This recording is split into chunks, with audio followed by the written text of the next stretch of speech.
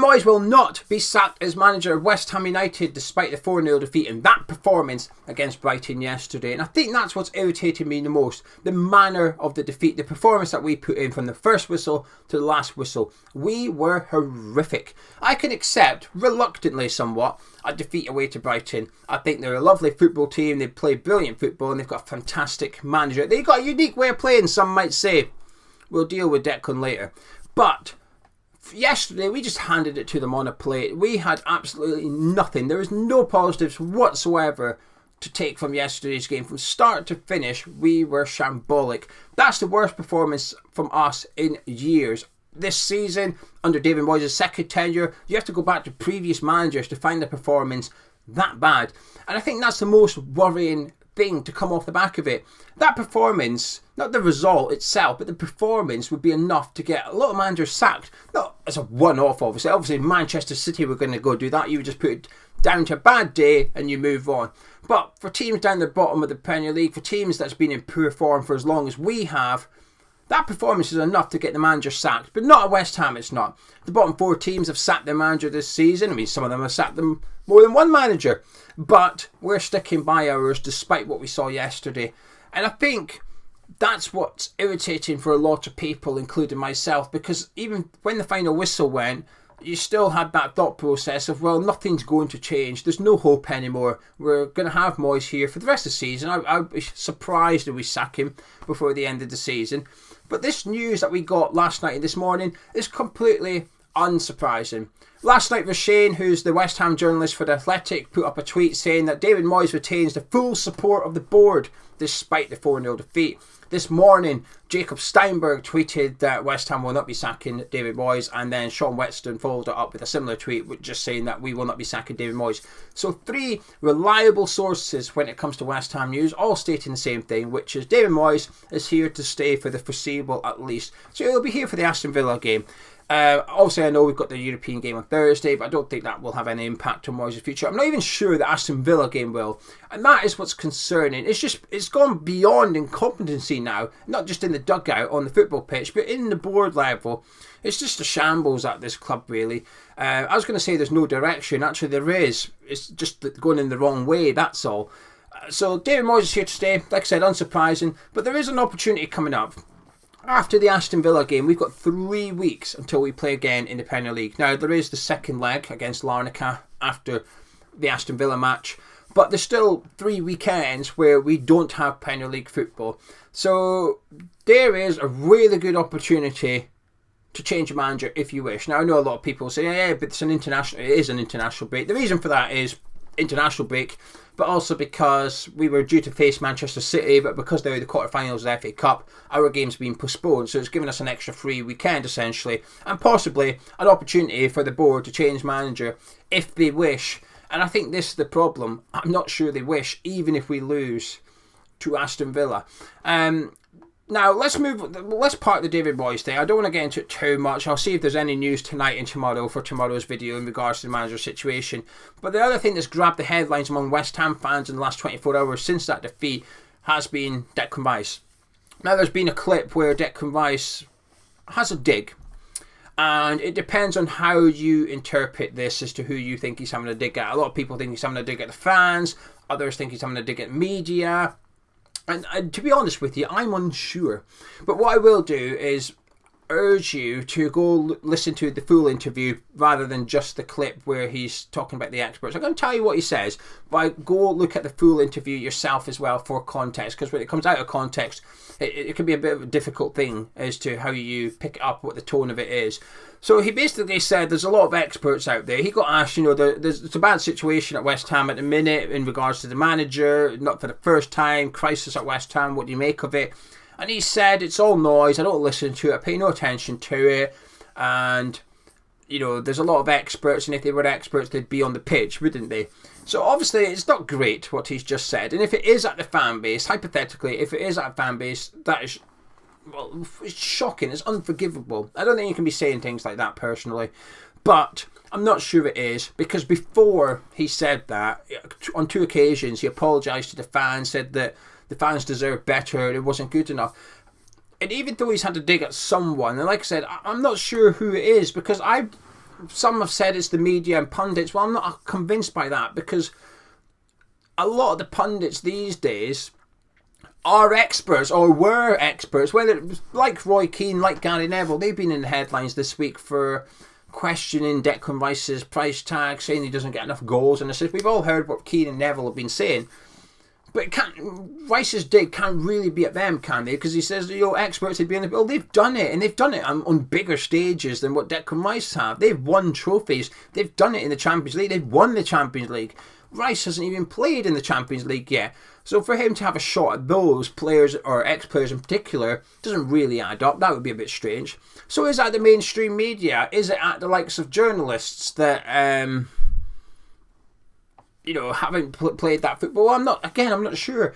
Because I don't feel like there's been that much attention on David Moyes. I don't really feel that the mainstream media has been criticising David Moyes or suggesting that he is in trouble or should get sacked. Quite the opposite, actually. I think they've been defending David Moyes with very little evidence, apart from, I think they've got a good team and Moyes has been there, done that, he'll keep them up. That's pretty much the only evidence that they've got, the only theories that they've got for keeping West Ham up. When I speak to an opposition fan every single week on here, for those that tune in, not one of them have predicted West Ham to get relegated. And the reasons being, it's because Moyes is a decent manager, you've got a decent squad, you'll be alright kind of thing. And that's it. Now, I'm not criticising them because they don't watch West Ham week in, week out, but they don't claim to. When I spoke to Joe, the Brighton fan, most recently, first thing he said was, I haven't seen much of West Ham. I haven't seen much of you, but this is my opinion, gauging what I've seen, but can you tell me a bit more kind of thing. He was very honest.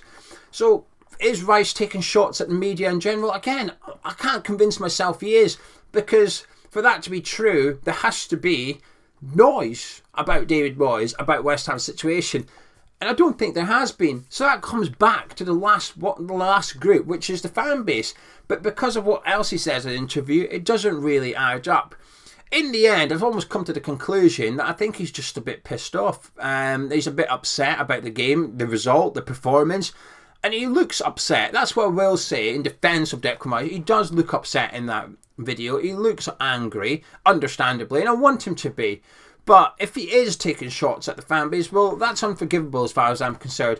Because a lot of people make a lot of sacrifices to go to these games. There's people on Wednesday would have used their holiday allowance at work to go up to Manchester, no trains home after the game, so they would have had to stay over or drive home and get in at like 3-4 in the morning and then go to work at 7-8 a.m.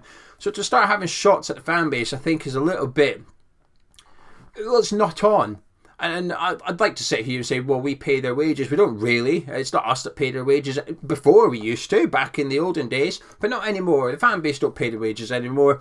It's the TV money that the club get that pay the wages. There's some Premier League clubs that if you removed season ticket funds, season ticket money, take that out, they'd still be fine because of what they generate through sponsorships and the TV licensing. So we don't really pay the wages anymore. That makes a difference. But to then have a shot at the fans, but like I said, he apologises to the fans twice. He finishes it off by saying we've got, 2 big games coming up, but the fans will be there. We've got good fans. He credits the fans at the end. So it's a bit of a strange one to pick up what he meant. I just wonder if he's just gone and said something that perhaps doesn't really have much substance to it, because I don't really... It'd be interesting to see how you guys all picked it up. But like I said, please do go watch a full interview.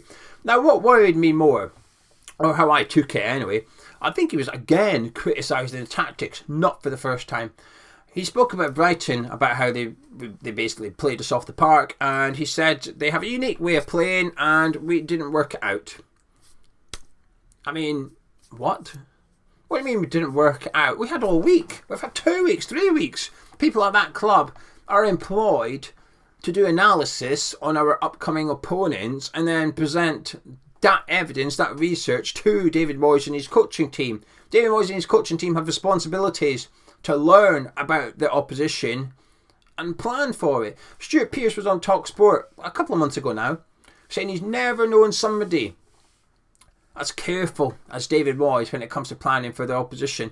Now, when I heard it, I was a little bit surprised, truth be told, because I thought, well, I've never really felt I've seen any evidence where we've countered an opposing team enough. Sometimes there is. Sometimes we alter the way we play, and you think, okay, I get what you're doing, I get why you're doing that because of what that team presents, but not really enough to make me think what a genius this is. We suss it out every single week, and Saturday's further evidence that what Stuart Pearce is saying isn't really true. Because if we have planned for Brighton, if we have done all the research under the sun on Brighton, and that was our answer, that's worse. That is even worse. The one thing I think would be worse to turn up and be surprised by Brighton is we turn up, not be surprised, and get beat 4-0 and play like that against them. But what Declan Rice was saying was really, really worrying. They have a unique way of playing. Now, I accept that. They do. De Zerbi's a fantastic coach. Brighton do have a unique way of playing. I'm fascinated by it. Since he's arrived at the Premier League, you know, when we did our preview, there's a couple of people saying, oh, I think you're bigging Brighton up a bit too much. It's a bit too strong. They're not that good, blah, blah. Well, it's just my opinion. I'm fascinated by the way Brighton play football under De Zerbi. And we just got beat 4-0. And I thought they played fantastically well. Yes, we were crap. It helps. But I do think they played fantastic, Brighton. That's good coaching, good manager. But I don't even know what I was going to say now. Anyway, my point is that how we don't have a plan for that, how we didn't know they were going to play that. Like Declan Rice said, we didn't work it out. We should have worked it out before the game. We should have had a plan. And in the first half, like I said, I felt our pressing was poor. At times it looked like we knew what we were doing. Souček was pushing up alongside Danny Ings. We're getting high at the pitch. At times when we were in our defensive shape, there's clear lines of 4-1-4-1 where Ings was up front on his own, Declan Rice was sitting back, and then in front of him he had Souček and Paqueta with Ben Rama and Jaribo on either side. You could see the two lines of four, very, very straight, very tough, sitting in saying, come on then. But it wasn't enough. We got slaughtered by Brighton. And I genuinely feel, listening to that Declan Rice has taken a couple of swipes at the tactics and the way we play, because he goes on to say that he doesn't enjoy sitting back and trying to defend and watching them keep the ball. I mean, that's not good, is it? And this goes back to what you imagine they're being instructed to do in terms of tactics, which is to sit back and defend. Declan's not the first one to say it. Antonio said it. Sufala said it. David Moyes said it after the Spurs game as well. The reason I bring that up is, again, sometimes when you do these, people say, well, I don't think our tactics is to sit back and defend. That's just what you think. And I think, well, the manager's literally said it now. Do you know what I mean? I think there's a lot of evidence to suggest that is the tactics. But yesterday was just horrific from start to finish. The interview from Declan just makes things worse. And the fact that David Moyes is basically safe regardless of what's going on is also worse.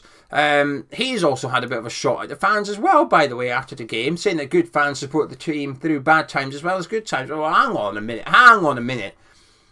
Those fans were there in your first tenure when, yes, we stayed up, but let's be honest with you, the football under Pellegrini was dire, and the football under Moyes was no better.